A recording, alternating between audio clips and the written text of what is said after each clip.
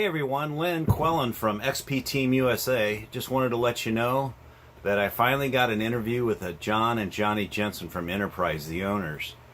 I asked them questions about what they thought of Enterprise before R.C. Dunn and myself started hunting that place a couple years ago. I took them over 300 relics, sat them down on their table, and we discussed the history of Enterprise.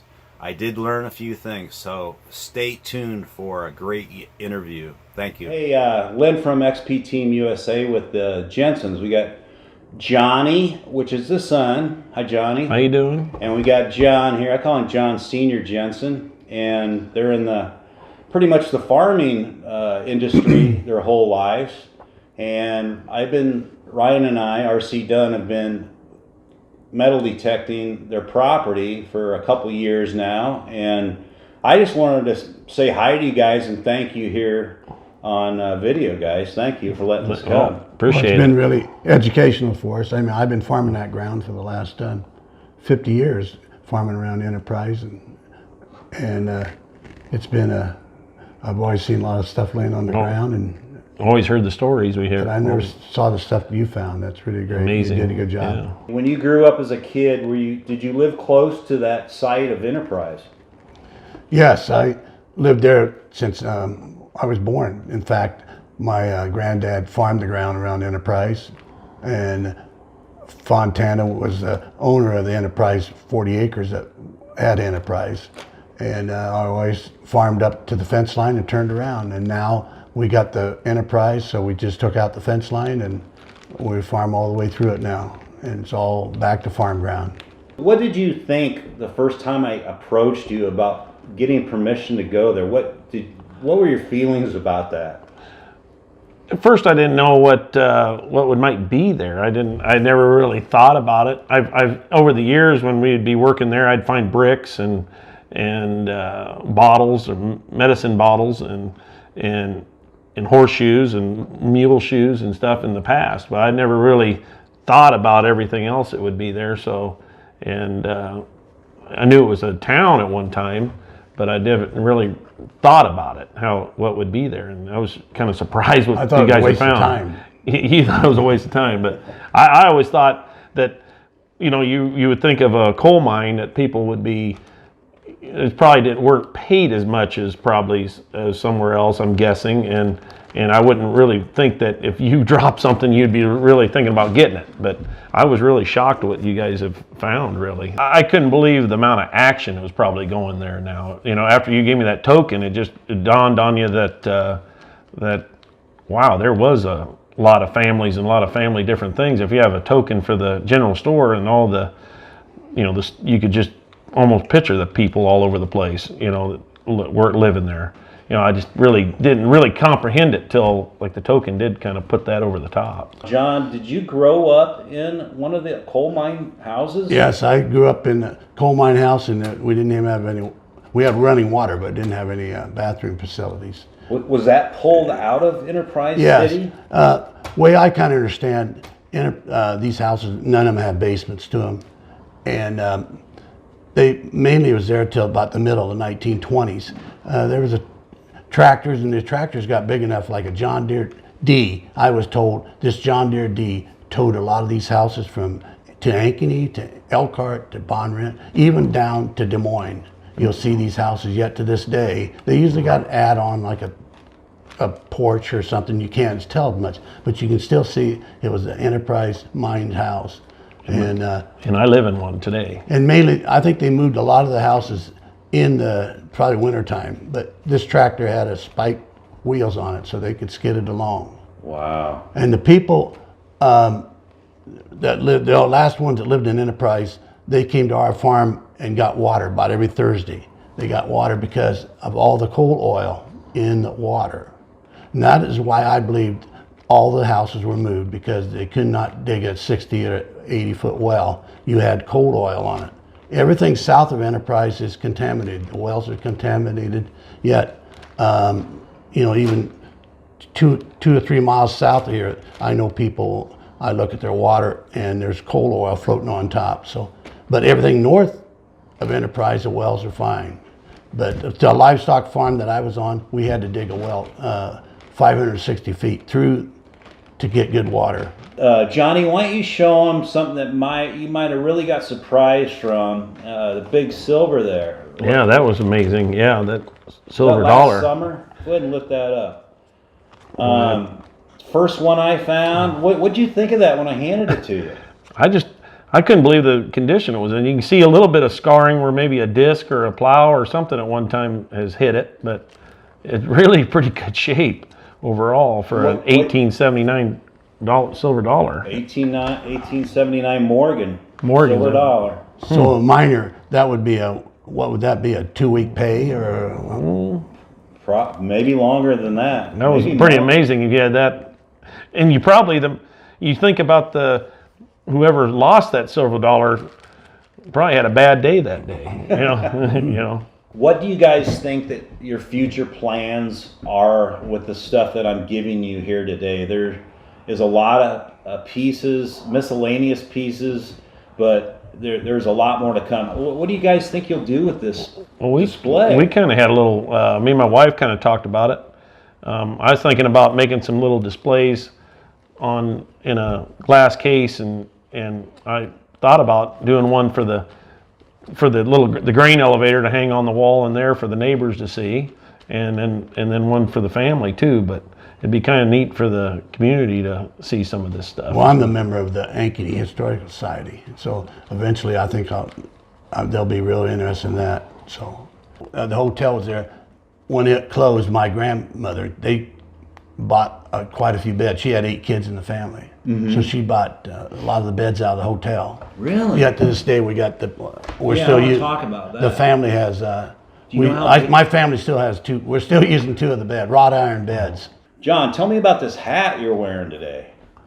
Well, the hat. Yes. Well, I got some pictures of my grandparents, my granddad wearing this type of hat, and that's kind of what they wore, before they came out with the ball cap, and the farmers wore it. Mainly the German farmers here in Iowa and around here. It's mostly Germans, and it's just a hat my granddad brought back from and used till it wore out here in the United States when he came here in the 1880s. They started farming around here, that land, and working that ground in 1907. 1907. And so they knew all about the coal mine, and I'm sure, and they did, at one time they did buy a lot of coal. You could see the coal nuggets or something they put in the driveways and stuff. I used to see that yet, And Ankeny, mine number 3, I know you don't say too much about mine number 3, Right. but mine number 3 wasn't connected. 1 and 2 was connected. You could go all the way through. 3 wasn't. And it didn't get flooded so bad. So in World War II, the way I understand, people would come out and get coal to put in their furnaces, or they could come out and get it at mine number 3. What do you see and hear? What tell us how you feel about Enterprise now that what you know.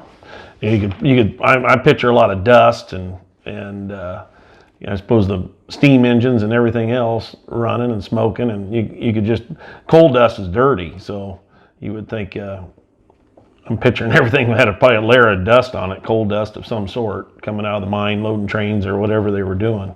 But like you say, the slag pile, there's a slag pile to the north where they came out of the what they didn't use, and like you said, it's not very productive. Grass don't even hardly like to grow on it, so it was probably a dirty place. I'm guessing. They loaded out livestock there too. The train would, that's where the farmers would bring their livestock in, and you could haul livestock out. Drive the livestock up there and load the trains to Chicago, I suppose. Chicago? Yeah, my granddad, he would go with his cattle to Chicago in the grain, with them in the train, and stay about 3 days in Chicago, sell the cattle, and then come back on a train to Enterprise. The ground was bought in the 1840s, 45 or something, and it was bought for coal. The investors in the community knew there was coal in the ground, and it was bought for $1 an acre. And the investor down there, the same guy, Allen, I believe his name was, he built a governor's mansion, and he bought 2,500 acres of farm ground out here. And it did, for some reason he went under. So a fellow named Koski bought it. Robert Koski owned it till 1982. His family did so. And his father bought it, where I looked on the abstract or something. And he did. My granddad farmed for him, and he wouldn't let him ever go. My granddad ever go out and buy any farm ground, just because he wanted to make sure he would take care of his ground, which was good for my family because most farmers bought farm ground in the 30s, went broke. So my family sailed right through that, thanks to Mr. Koski. I want to give you this. It's been ID'd, one of a kind. It is from either the Oddfellows, the high-ranking president. It got ID'd. It came from the East Coast, 1860s. Gee, that's nice. And it's got every award Wow. in a fraternal organization. It's 14 karat, and we need to do a repair, but I want to give this to you guys It's amazing. to hand down to your grandkids. And I'm going to get it cleaned up. The compass has a leg broke off, but we're definitely going to get that repaired for you guys. And that's probably one of the most valuable finds we found at Enterprise. So It's amazing how gold keeps it. It doesn't deteriorate whatsoever. It's lucky that some of our piece of farm machinery hasn't hit it. Yeah. It doesn't look, it looks like 1860, you're saying, huh? Yeah. Wow. it's amazing. And it's a one of a kind. Yeah, Really. it was like the guy that wore that had the highest rank, kind of like the military in this organization. And there could have been, 10, 20, 30,000 people that belonged to this fraternal organization. And he was like the head guy. Boy, that is. You wouldn't think Enterprise, Iowa would have that rare of a Big find shot. right there. So that is. Well, my miner that was still alive when I talked to him, I used to ride my bike up to the general store, and a miner was up there named Louis Fontana, and his wife, Shia, and she still had candy, and she still had some household goods to sell, like bread and things. And Louis was quite a man. He was, when he's in the mine, he was riding a coal cart, and he had his on the back part of the coal cart, and it rolled backwards and smashed into another car and broke both of his legs.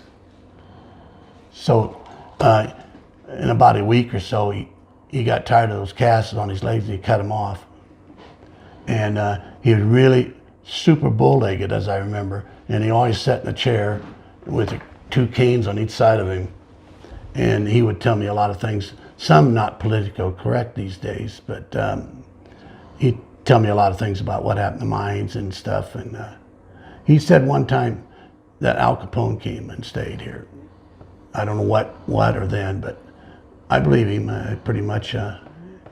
But he was called, his nickname was Bonehead, and he still had a tavern. He still sell beer. So my uncles and people would come in there and they'd tease him. He'd sit, to show his strength, he didn't have much more than his head anymore, and he wanted to butt heads with everybody. They'd sit back on the table and they, come on, Donovan, and they never did it. I've never seen it happen, but he was his head was big, and I can always remember him having a stogie. It was an Italian cigar. It's square shaped, wrinkled up, black, ugly looking thing. He's always had smoking it.